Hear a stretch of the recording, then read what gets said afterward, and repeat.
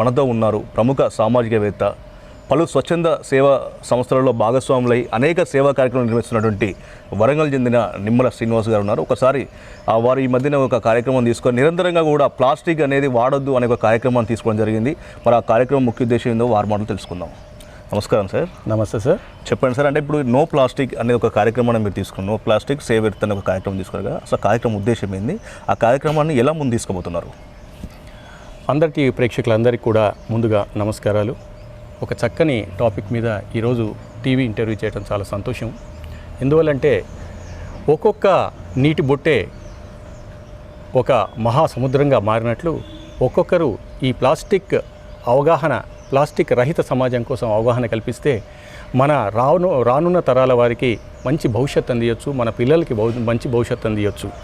ఈ మధ్య జూలై 1 నుండి 2 రోజుల క్రితం మన ప్రభుత్వం 120 మైక్రాన్ల కన్నా తక్కువగా ఉన్న వన్ టైం యూజ్డ్ ప్లాస్టిక్, అంటే దాంట్లో ఇయర్ బడ్స్ వస్తాయి, ఆ తర్వాత మనం పెళ్ళిళ్ళలో వివాహ శుభకార్యాలలో వాడే వన్ టైం ప్లాస్టిక్ గ్లాసులు వస్తాయి, ఆ తర్వాత ఫ్రూట్స్ పెట్టుకునే కప్పులు వస్తాయి.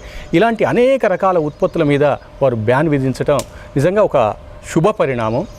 ఈ కాన్సెప్ట్ చూశాక నాకు అనిపించింది, మనం ప్రజలలో దీన్ని అవగాహన చేయాలి అన్న ఉద్దేశంతో నా ఓన్గా నో ప్లాస్టిక్ సేవ్ ఎర్త్ అన్న ఒక ట్యాగ్ లైన్ తోటి నేను ఒక కార్యక్రమం చేపట్టాను. ఇది 6 రోజుల క్రితం పోయిన శనివారం ప్రారంభమైంది. ఇది ప్రముఖ కాకతీయుల 1000 స్తంభాల మందిరంలో ఈ కార్యక్రమాన్ని గంగు ఉపేంద్ర శర్మ గారు ప్రారంభించారు. నాతో పాటు నేను భాగస్వామ్యంగా ఉన్న అనేక స్వచ్ఛంద సంస్థలను కలుపుకొని ఒక 5 రోజుల పాటు నగరంలో అవగాహన కల్పించాము.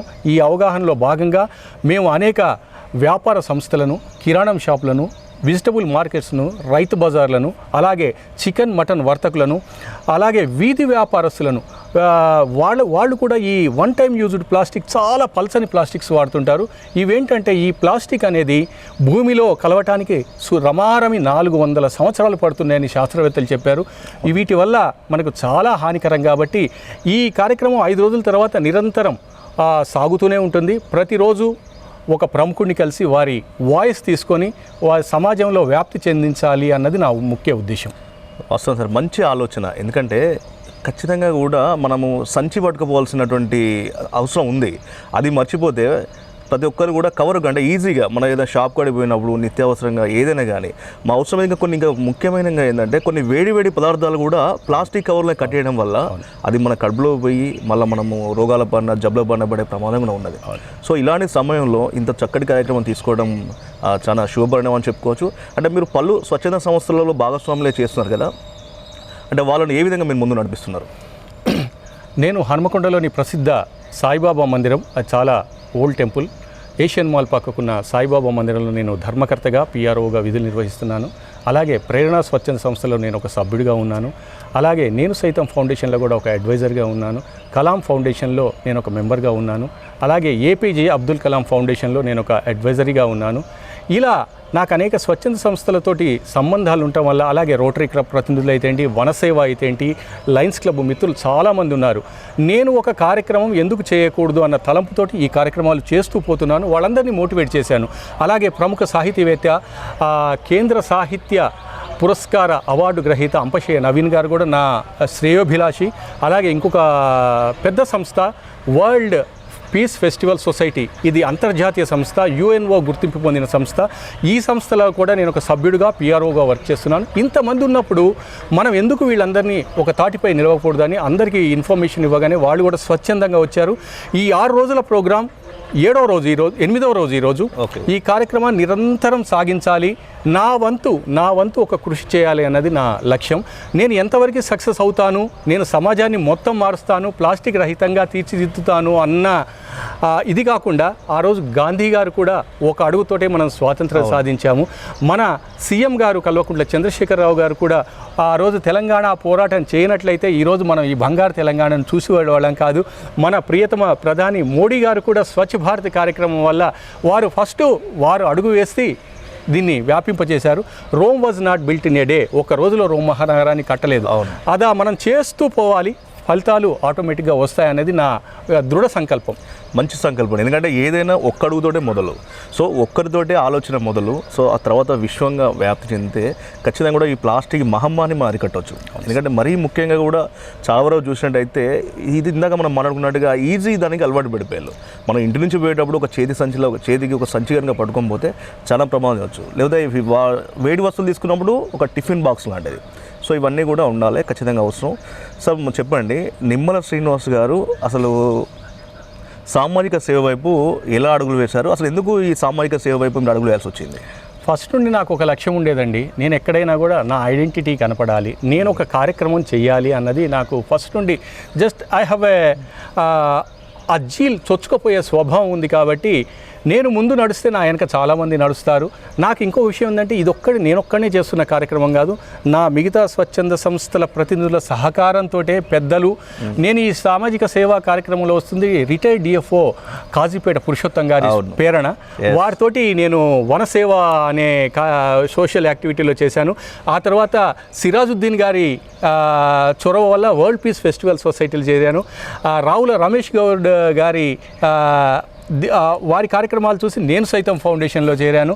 ఇలా బాబా అంటే నేను 32 సంవత్సరాల నుండి ఆ మందిరంలో ఉంటున్నాను కాబట్టి చాలామంది భక్తులు, నేను మొన్న మా సాయిబాబా మందిరంలో కూడా అక్కడ వర్తకులకు అవగాహన కల్పించి, ఆ తర్వాత మన కమిషనర్ గారు రిలీజ్ చేసిన పోస్టర్స్ అయితేంది, హ్యాండ్అవుట్స్ అయితేంది, కరపత్రాలు అయితేంది అక్కడ ఇవ్వటం కానీ, భక్తులకు ప్లాస్టిక్ వాడవద్దు అని చెప్పే దాంట్లో ఈరోజు ఆదివారం ఉదయాన్నే నేను ఒక చికెన్ సెంటర్కి వెళ్ళాను. మొన్న 3 రోజుల క్రితం వెళ్ళినప్పుడు ఆ ఓనర్ లేడు, కొన్ని బ్రోచెస్ వదిలిపెట్టి వచ్చాను. ఆ చికెన్ సెంటర్కి ఈరోజు వెళ్ళగానే అవగాహన కల్పిద్దామని అక్కడ పెద్ద ఫ్లెక్సీ ఏర్పాట్లు చేయటమే కాకుండా ఆడియో సిస్టమ్ ద్వారా మీరు చికెన్ తీసుకుపోయే కస్టమర్స్ తప్పకుండా స్టీల్ బాక్స్ తీసుకురావాలి అని చెప్పారు. నాకు చాలా సంతోషమైపోయింది. ఆ వీడియో కూడా నేను షూట్ చేయడం జరిగింది. జస్ట్ మీకు నేను ప్లే చేసి చూపిస్తాను కూడా. ఓకే, ఎందుకంటే అవసరం కూడా చాలా వరకు అవసరం. ఇంకోటి ఏంటంటే మీరు చెప్పిన ప్రధాన వ్యక్తులల్లో రిటైర్డ్ డిఎఫ్ఓ పురుషోత్తం గారికి అందరి టీవీకి ఒక విడదైన బంధం కూడా ఉంది. ఎందుకంటే వారు స్వచ్ఛందంగా, ముఖ్యంగా ఈ వనప్రేమికులు, వారు వరంగల్ జిల్లా అంటే చేసినప్పుడు అక్కడ పాకాలకు సంబంధించిన అభయారణ్యంలో ఎన్నో కార్యక్రమాలు చేసేళ్ళు, మమ్మల్ని పర్సనల్గా కూడా పిలిచేది. తర్వాత మనకు ఇక్కడ హన్మకొండ జిల్లాలో ఉన్నటువంటి అరణ్యంలో కూడా చాలా ప్రతి దానిలో భాగస్వామ్యం చేస్తారు అందరికీ ఇప్పటికి కూడా. ఎందుకంటే సో వారి పేరు చెప్పారు కాబట్టి వారికి ఖచ్చితంగా వారి గురించి మనం మాట్లాడుకోవాల్సిన అవసరం ఉంది. సో మీ ఆలోచనలు బాగున్నాయి, మీ కార్యక్రమాలు బాగున్నాయి. భవిష్యత్తులో తప్పనిసరిగా కూడా, ఎందుకంటే ఈరోజు మీరు చేసే ఏ కార్యక్రమైనా కూడా ఇంకోరు ఖచ్చితంగా స్ఫూర్తి తీసుకోవాల్సిన అవసరం ఉంది. అవునండి. సో అలాంటి యువత సార్, నేను అనేది ఏంటంటే యువత ఇప్పుడు మా వయసు మేము అయిపోతున్న వయసు అయినా కూడా నేను ప్రతిదీ ఏంటంటే మా వారసుల్ని తయారు చేయాలన్నది మెయిన్ సంకల్పం. ఇంకో విషయం, మన ప్రియతమ ఎమ్మెల్యే గారు, పశ్చిమ ఎమ్మెల్యే గారు 6 సంవత్సరాలు జరిగిన ఒక మీటింగ్లో వారు ప్రామిస్ చేశారు, I don't touch water bottle అని. ఇప్పటికీ వారు ఏ సమావేశం సభలకు వెళ్ళినా కూడా ఈ ఓన్ టచ్. నాకు ఒక ఎక్స్పీరియన్స్ చెప్తాను.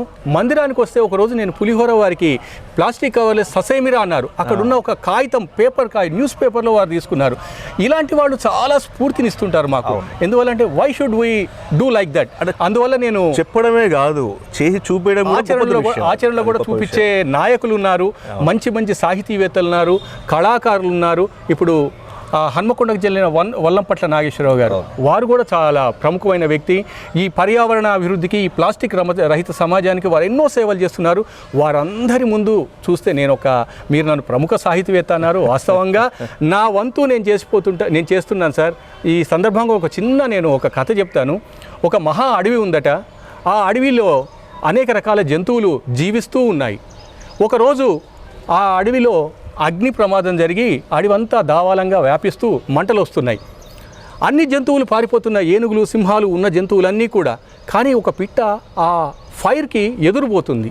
ఈ జంతువులన్నీ అన్నాయట, ఏంటి మేమే ఇంత పర్సనాలిటీ ఉన్నవాళ్ళం, మేము తప్పించుకుపోతున్నాం, నువ్వు మాడి మసైపోతావే, వచ్చేయి అంటే ఆ పిట్టనదట, నేను ఒక నీటి చుట్టూ నా నోట్లో నేను ఒక వాటర్ డ్రాప్ తీసుకొస్తున్నాను, I want to pour on the fire అన్నదట.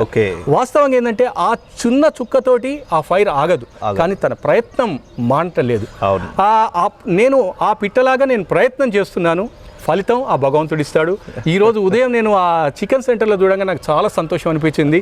మన కృషి ఫలాలు మెల్లమెల్లగా వస్తున్నాయని. వాస్తవం. ఎందుకంటే మీరు అక్కడ వదిలిపెట్టి వచ్చిన అంటే వారికి ఇచ్చినటువంటి కరపత్రాన్ని చూసి మీరు ఈ రోజు పోయేసరికి ఫామ్ ఒకటి 4-5 ఫ్లెక్సీలు ఆడియో సిస్టమ్ ద్వారా చిన్న మన స్పీకర్ ద్వారా జస్ట్ ఐ ప్లే దట్ మీకు నేను అది ఇస్తాను. వచ్చిన వారికి ఆడియో వినిపించుకుంటూ వాళ్ళని మోటివేట్ చేస్తున్నారు. సో చక్కటి విషయం. ఎందుకంటే ఇది అనేది నిరంతర కార్యక్రమం మీరు తీసుకున్నారు. తర్వాత మీరు ముఖ్యంగా ఇలా ప్రధాన ఆలయం సాయిబాబా మందిరం మన దగ్గరికి వచ్చే భక్తులు కూడా చాలా మంది ఉంటారు. సో వాళ్ళందరికీ కూడా మీరు మోటివేట్ చేసే విధంగా చెప్తారు. ఇంకోటి ఏంటంటే మీరు చెప్పే ప్రతి మాట కూడా ప్రియంగా వింటారు ఎవరైనా కూడా. సో ఖచ్చితంగా కూడా ఆలోచింపజేసేటువంటి మీ మాటను ఖచ్చితంగా అందరూ తూచా తప్పకుండా పాటించాల్సిందే. ఎందుకంటే మీరు చెప్పేది మీకోసం కాదు, సమాజ హితం కోసం.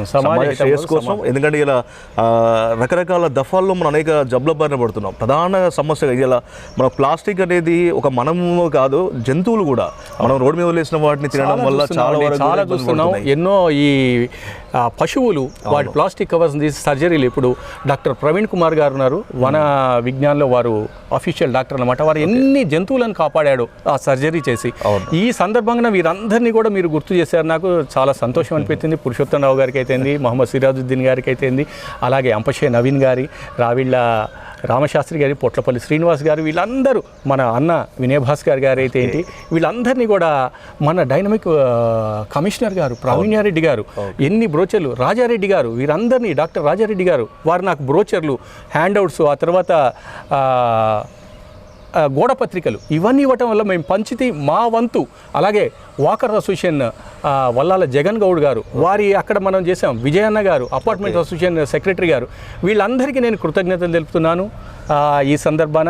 ఇంకొకటి నేను మిమ్మల్ని రిక్వెస్ట్ చేసేది అంటే ఇలాంటి కార్యక్రమాలు ప్రముఖుల ద్వారా వాయిస్ని మనం వినిపిస్తే త్వరగా ప్రజల్లోకి చేరుతుంది. నేను యువతకి ఇచ్చే కూడా ఒక సందేశం ఏంటంటే ప్లాస్టిక్ రహిత మనం భారతదేశాన్ని, బంగారు తెలంగాణని సృష్టించాలనేది నా ఆకాంక్ష. నేను ఎంతవరకు సక్సెస్ అవుతాను అన్నది పక్కన పెడితే, బట్ దట్ విల్ డెఫినెట్లీ మార్పు అయితే వస్తుంది. తప్పకుండా మీరు సక్సెస్ అవుతారు. ఎందుకంటే మీరు ఇందాక చెప్పిన పిట్ట కథ ఉంది కదా, సో తను ఆర్పలేను అని తెలిసి కూడా తన వంతుగా నేను చేయాలి, ప్రయత్నం చేయాలని ఉన్నారు. సో మీ ప్రయత్నంలో అందరం భాగస్వాములు కావాల్సిందే. ఇంకోటి ఏంటంటే ఈ రోజు నుంచి మీ యొక్క ఆలోచనలు మేము కూడా భాగస్వామ్యం అవుతున్నాం. మా అంజలి గ్రూప్ ఫౌండేషన్ నుంచి ఈ రోజు మీరు చెప్పిన ప్రముఖుల అందరితో పాటు అన్ని సంబంధించిన అన్ని వర్గాల వారి దగ్గరికి పోయి ఖచ్చితంగా అవగాహన కల్పించేందుకు ప్రత్యేక కార్యక్రమం ఈ రోజు నుంచే మేము ఈరోజు శ్రీకారం చుడతాం. ధన్యవాదాలండి. మీలాంటి వారు ముందుకు వస్తే చాలా బాగుంటుంది. సమాజాన్ని ఒక్కడు మారవలేరు, ఈచ్ వన్ టీచ్ 10 అన్న నానుడితోటి మనము ముందుకు వెళ్దాం. ధన్యవాదాలు మీ అందరికీ. సంతోషం సార్. ఈరోజు ముఖ్యంగా అంతర్జాతీయ ప్లాస్టిక్ సంచుల నిషేధం దినోత్సవం రోజు మీ యొక్క ఆలోచనను, తర్వాత మీరు చేసే కార్యక్రమాన్ని కూడా అందరికీ ప్రేక్షకులకు పంచుకోవడమే కాకుండా సమాజ హితం కోరే మీ యొక్క మంచి మాటలు అందరూ కూడా ఖచ్చితంగా కూడా పాటించాలని కోరుకుంటూ మీ విలువైన సమయాన్ని మాకు కేటాయించినందుకు మీకు అందరి పక్షాన కృతజ్ఞతలు సార్. మీకు ధన్యవాదాలు sir. Thank you sir. So విన్నారుగా మన ప్రముఖ సామాజికవేత్త నిమ్మల శ్రీనివాస్ గారి మాటలు. ఖచ్చితంగా ప్లాస్టిక్ రహిత సమాజాన్ని నిర్మించాలంటే ఒక్క అడుగే మొదలు. ఎందుకంటే ఒక్క అడుగుతోటే మిగతా అన్ని అడుగులు పడతాయి. కాబట్టి ఖచ్చితంగా కూడా మన కోసం, మన సమాజం కోసం ఖచ్చితంగా కూడా అందరూ మారాల్సిన అవసరం ఉంది. ప్లాస్టిక్ రహిత సమాజం నిర్మించే వరకు మేము నిద్రపోము అని ప్రతి ఒక్కరు కంకణబద్దులే కనుక ఉంటే మాత్రం ఖచ్చితంగా మన చుట్టూ ఉన్నటువంటి ప్లాస్టిక్ అనే మహమ్మారిని మనం అంతం చేయగలుగుతాం. సో ఈ కార్యక్రమానికి ఇంతతో సమాప్తం. తిరిగి మరొక అతిథితో ఎందుకంటే నిరంతర కార్యక్రమం కాబట్టి మరొక అతిథితో మళ్ళీ కలుద్దాం. ప్లాస్టిక్ రహిత సమాజాన్ని నిర్మిద్దాం, భవిష్యత్తుకు బంగారు బాటలు వేద్దాం. మీ అందరి టీవీ.